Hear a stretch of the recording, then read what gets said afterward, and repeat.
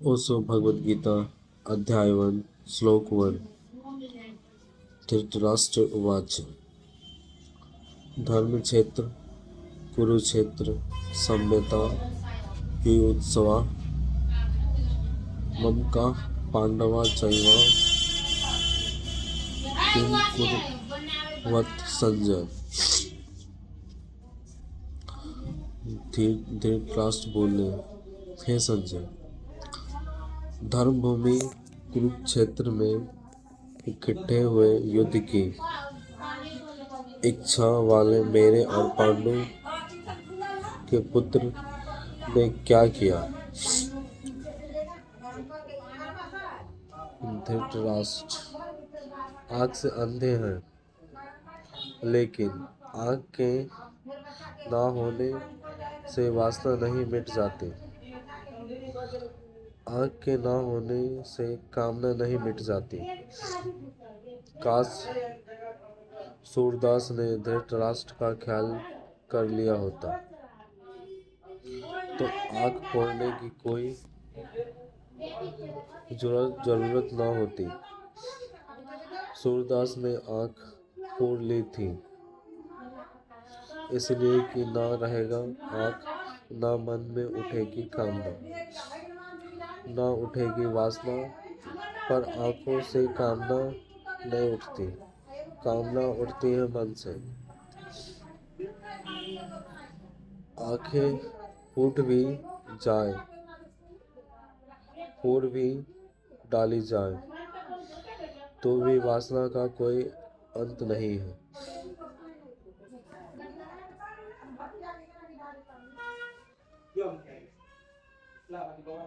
गीता की यह अद्भुत कथा एक अंधे आदमी की जिज्ञासा से शुरू होती है। असल में इस जगत में सारी कथाएं बंद हो जाए अगर अंधा आदमी न हो। इस जीवन की सारी कथाएं अंधे आदमी की जिज्ञासा से शुरू होती है। अंधा आदमी भी देखना चाहता है उसे जो उसे दिखाई नहीं पड़ता। बाहर भी सुनना चाहता है उसे जो उसे सुनाई नहीं पड़ता।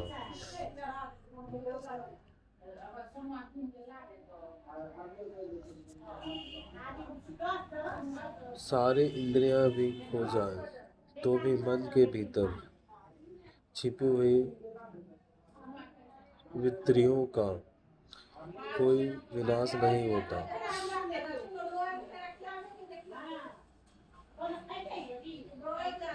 तो पहली बात तो आपसे यह कहना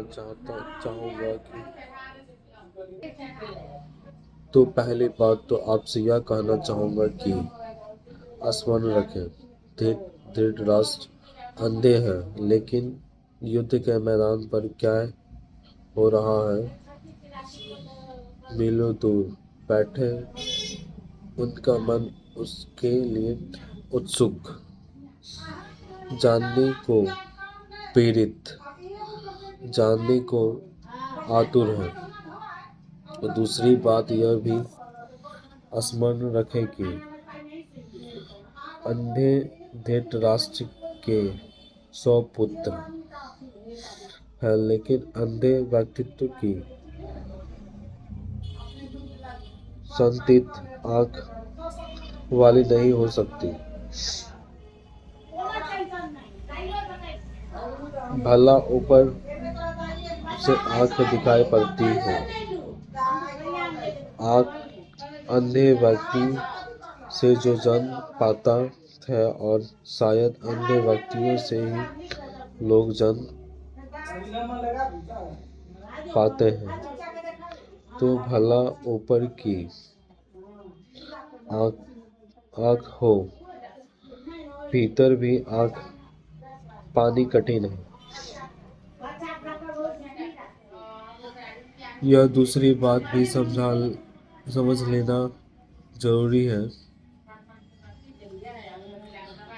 धृतराष्ट्र से जन्म हुई 100 पुत्र सब तरह से अंधा व्यवहार कर रहे थे। आंखें उनके पास थी लेकिन भीतर की आंख नहीं थी। अंधे से अंधापन ही पैदा होता है। फिर यह पिता क्या हुआ, यह जानने को उत्सुक है। तीसरा बात यह भी ध्यान रख लेनी जरूरी है। धृतराष्ट्र कहते हैं, धर्म के उस कुरुक्षेत्र में युद्ध के लिए इकट्ठे हुए। जिस दिन धर्म के क्षेत्र में युद्ध के लिए इकट्ठा होना पड़े, उस दिन धर्म क्षेत्र बसता नहीं है। और जिस दिन धर्म के क्षेत्र में भी लड़ना पड़े, उस दिन धर्म के भी बचने की संभावना समाप्त हो जाती है। रहा होगा वह धर्म क्षेत्र था नहीं, रहा होगा कभी,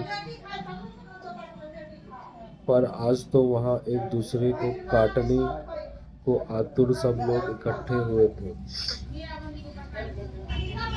यह प्रारंभ भी अद्भुत है।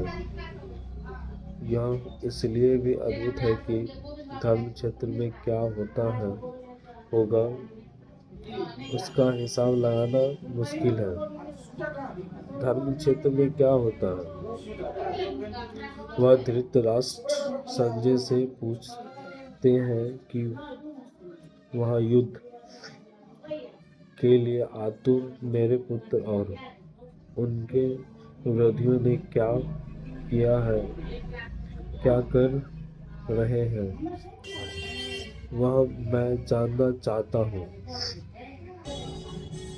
धर्म का क्षेत्र पृथ्वी पर शायद बन नहीं पाया अब तक, क्योंकि धर्म क्षेत्र बनेगा तो युद्ध की संभावना समाप्त हो जानी चाहिए। युद्ध की संभावना बनेगी तो युद्ध की संभावना समाप्त हो जानी चाहिए। युद्ध की संभावना बनी ही है और धर्म क्षेत्र भी युद्ध हो जाता है, तो हम अधर्म को क्या दोष दें, क्या निंदा करें? सच तो यह है कि अधर्म के क्षेत्र में शायद कम युद्ध हुए हैं, धर्म के क्षेत्रों में ज़्यादा युद्ध हुए हैं। और अगर युद्ध और रक्तपात के हिसाब से हम विचार करने चले तो धर्म क्षेत्र ज़्यादा अधर्म मालूम पड़ेगा बजाय अधर्म क्षेत्रों के।